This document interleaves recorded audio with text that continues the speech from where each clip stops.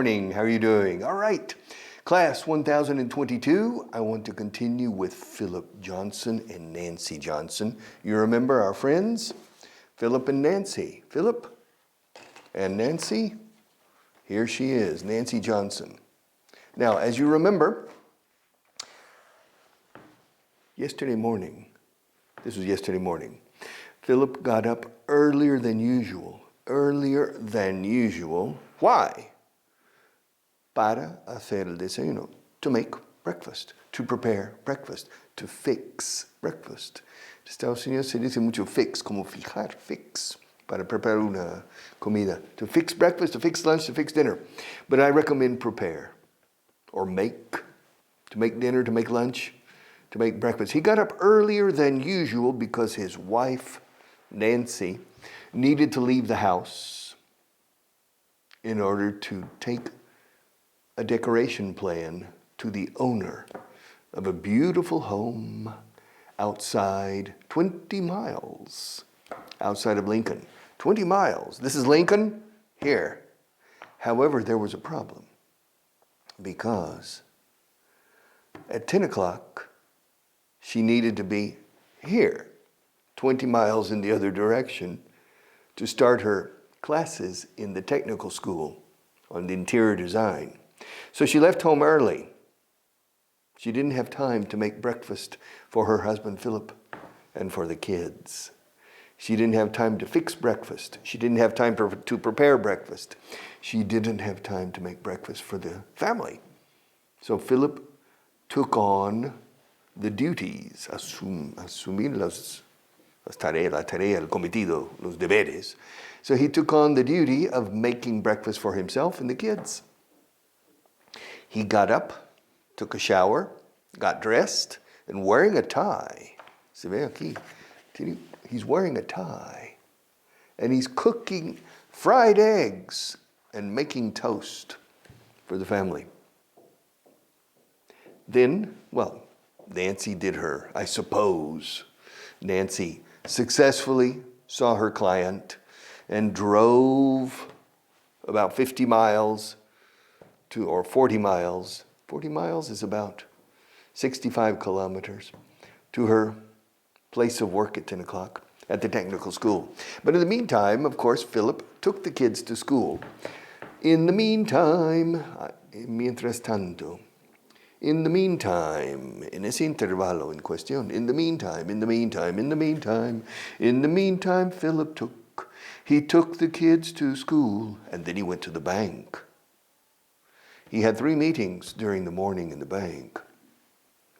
The first meeting was at 10? 10 o'clock, yeah. The first meeting started at 10 o'clock. And it lasted about an hour. And it was about a client. Con la banca, curiosamente, customer buys a product, a book, a pencil, a table, a car. It's a customer. A client buys a service, clases de Inglés, English classes. I have clients. And I have customers who buy books. You're a customer if you buy the book. However, in the bank, it's very common to hear customer, the bank customer. I don't agree. For me, it's a client.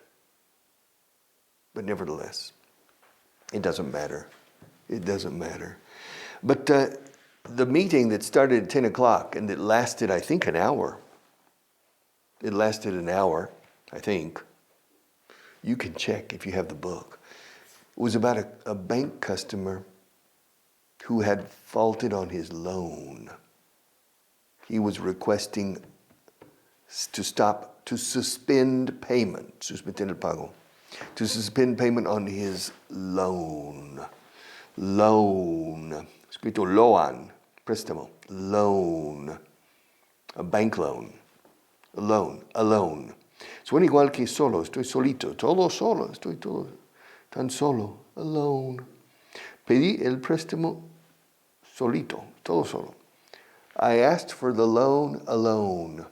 Voy a pedir un préstamo solo, sin acompañamiento. I'm going to ask for a loan alone. Suena igual los dos, alone.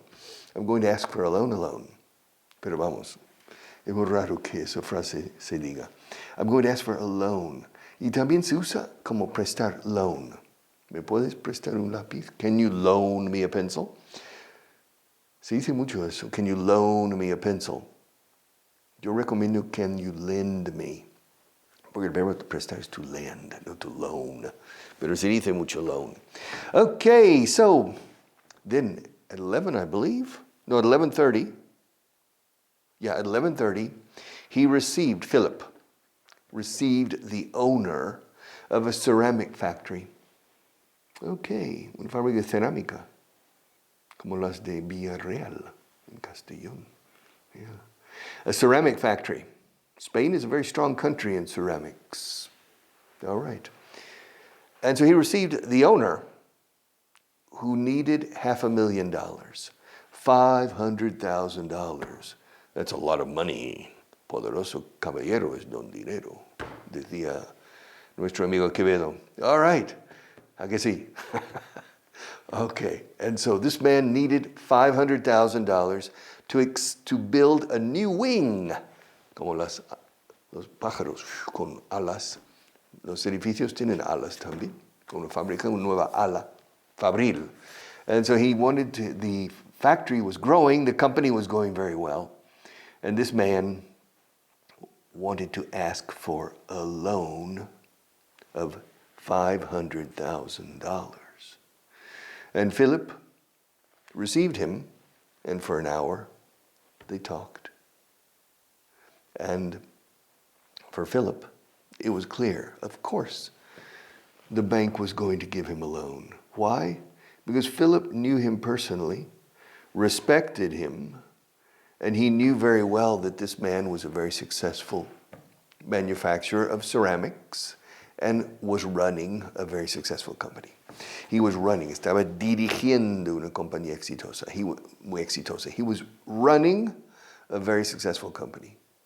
So, as usual, if there is confidence and trust between a business person and the bank, the relationship is very fluid and very positive for the people, the bank, the business person, and of course, the local economy, and in the end, the world economy. Everything goes better when things are going well. And then at 12:30, he had a third meeting. No, excuse me, at 12. At 12? He received the owner of the ceramic factory at 11:30. 11:30. And then at 12, so the meeting with the man in the ceramic factory was only 30 minutes. Necesito $500,000 en 30 minutos. The agreement.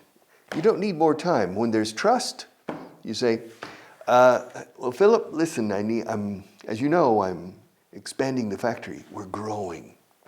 Things are booming. And I need to increase my production capacity. So I'm going to build a new wing on the factory. And I need $500,000. And Philip says, wow, Frank, congratulations, you're growing. No problem. When do you need me? En Estados Unidos se dice esto. Nunca he enseñado esto en mi vida. When do you need me to line up the ducks? When do you need me to line up the ducks? ¿Cuándo necesitas que yo te alinee los patos? When do you need me to line up the ducks? Como una feria, cuando pasan los... You know, when you're in a fair with these toy guns, you're shooting at ducks. Have you seen this? And they're passing by. That's to line up the ducks. That means cuando necesitas el dinero. Ya en tu cuenta. When do you need me to line up the ducks? And so that was the meeting, 30 minutes. Then at 12 o'clock, Philip had another meeting with the chief commercial officer. Hoy en día en Estados Unidos, hasta aquí se dice ahora. El CFO, the chief financial officer. The chief financial officer is about 5 meters that way, going out that door. That would mean el director financiero. But after the Second World War, in the late 1940s, certain brilliant people, quote unquote, started applying military vocabulary to the business world. Instead of operations and distribution, they say logistics. Instead of plan, strategy and tactics. Tactics. Instead of managing director, they say chief financial officer. Oficial, jefe, no, chief executive officer, ¿qué digo yo? Chief executive officer. Oficial, jefe, ejecutivo. All right. And instead of financial director or financial manager, they say chief financial officer. And here, oficial jefe de comercial, chief commercial officer. Ya no hay vuelta atrás. Se ha militarizado el vocabulario empresarial. Okay, but it doesn't matter. It doesn't matter. So, at 12 o'clock, he met with the chief financial officer. Excuse me, chief commercial officer. No, ni una. Okay. To talk about a salary question of one of the employees in the commercial department. So Philip is the general manager. So salary questions, I suppose there's a human resources manager as well. But nevertheless, Philip trató con este director comercial. He dealt. To deal with is tratar con. Tengo que tratar con mucha gente cada día. I have to deal with a lot of people every day. I have to deal with Marta. I have to deal with you. You. ¿Cuántas? 1 hora al día. Bueno, 1 media hora al día. No está mal. But every day, I have to deal with you. And I have to deal with these people. I have to deal with Philip Johnson. And sometimes I have to deal with the chief financial officer. Okay. To deal with. Pasado, dealt. Se añade una T, pero la pronunciación cambia. Dealt. Deal, dealt. Como alfabeto gamma delta, la delta de un río. Dealt.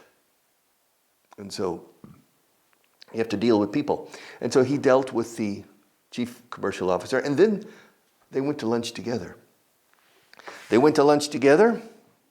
And they, I'm looking for my bookmarker. They went to lunch together at a restaurant near the office. No? At a restaurant near the office. In a small restaurant near the office. Okay. That's the story today for Philip Johnson and Nancy Johnson. What do we have next? What's next? What is next on the agenda? Grammar. But today I'm going to teach the verb, I'm going to remind you of the verb to shake. To shake. To shake. Yeah. Agitar. I'm shaking the pins. Shake. Shake.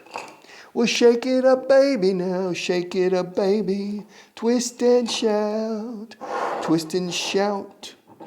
¿Te acuerdas de la canción? Come on, baby, now. Shake it. Claro, quiere que mueva el cuerpo. O alguna parte del cuerpo. Shake it, baby. Shake it, shake, shake, shake. Now, shake también puede ser temblar.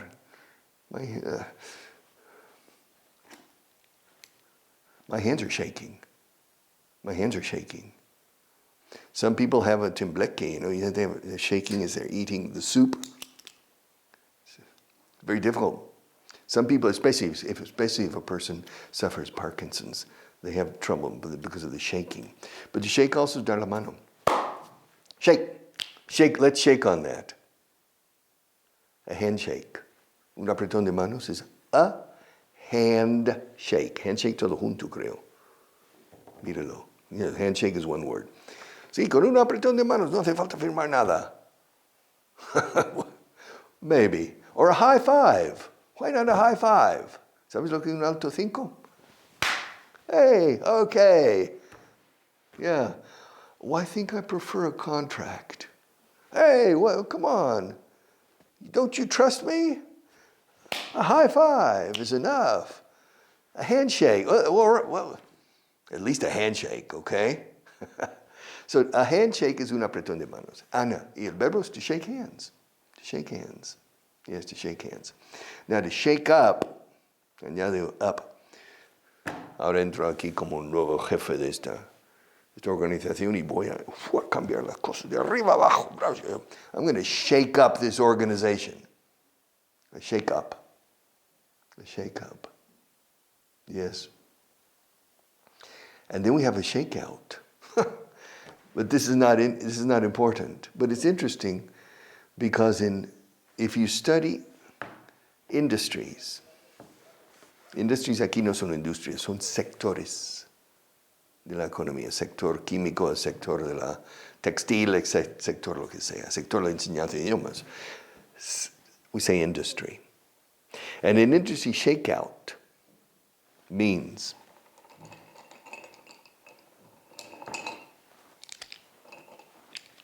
let's see. The orange pencil is this company. Okay.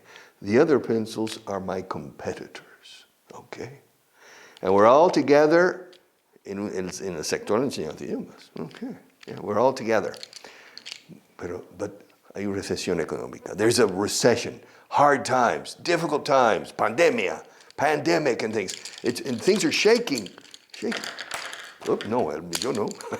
Otro. ¿Ah? Shake out. Salen. Mueren. They die. Porque ha habido un industry shakeout. O sea, de tanto temblar y estremecer, ¡buah! Sale uno. ¡Ay! Es que hay 2 naranjas aquí. O sea, vale. Este naranja soy yo. Okay. So in an industry shakeout, now I only have 5 competitors. I used to have 8, but now I have only 5. A río revuelto, ganancia pescadores, dicen. In bad times, I like hard times. I said, ay, qué bien, viene una recesión, una contracción. Qué bien. I rub my hands together. Ha! A recession. We are all going to suffer. Yes, I'm going to suffer. But my competitors are going to suffer even more. And so, at the end of the recession, there are fewer competitors. And if I'm strong enough, I will survive. And I'm in a position, to benefit greatly thanks to the recession. So recessions are not necessarily bad for strong companies that are financially stable and can weather the recession. Weather, como el tiempo atmosférico. Weather means aguantar la intemperie, de recesión. That's to weather the recession. Where are we now? So to shake. Let's shake. Shake on it. Let's shake on it. Sí, demos la mano sobre ello, sobre el asunto. Let's shake on it. I prefer a high five. Okay, to shake. Where are we now? Expressions. The expressions today, I'm going to give 4 expressions. In limbo. Sí, estoy en limbo o en el limbo. En el limbo, ¿no? En inglés, en limbo. Es una cosa general. In limbo. Hemos estado en el limbo desde no sé cuándo. We've been in limbo. Limbo is a sport. You have the high jump, el salto de altura, ¿no? That's the high jump. And if you clear the bar, this is the bar. Bar no, aquí no es una barra, es un listón o una. And you wow. Okay, it's the high jump. And if you successfully clear, se dice aclarar, como, we say clear. Ha pasado claro, de forma clara. If you clear the bar, they raise the bar. They don't lower the bar. However, If you're a member of the equipo de limbo, if you're a member of the limbo team, to go under the bar. Normally, limbo is not a sport. But if you're in a bar or in a lounge, sometimes people are drinking and they have a limbo contest, trying to go under the limbo. In this case, they lower the bar in limbo. But in any case, in limbo, we say in limbo. The next one, a mint condition. I've never heard this expression in my life. In condición, mint. M-I-N-T, mint. Mint, in English, is la casa de la moneda. O sea, donde se acuñan las monedas y se hacen los billetes. That's the mint. Ahora, in mint condition, I've never heard it in my life. It must be British. It means in perfecto estado. Hombre, como la casa de la moneda. All right. In mint condition. Tenemos disponibles unos hermosos sofás de cuero in perfecto estado. We have some beautiful leather sofas available in mint condition. It's new for me. It's new for Marta. Maybe it's new for you. But it's not new for Jimena, the author. She's más inglesa que la tache. Okay. She's Jimena. Yeah, but she's a darling person. Parece una persona encantadora, entrañable, se dice, hay muchos adjetivos, pero también se dice darling. Darling no es solo decir, hola querida, hi darling. No, she's a darling person. I can say, she's a darling person.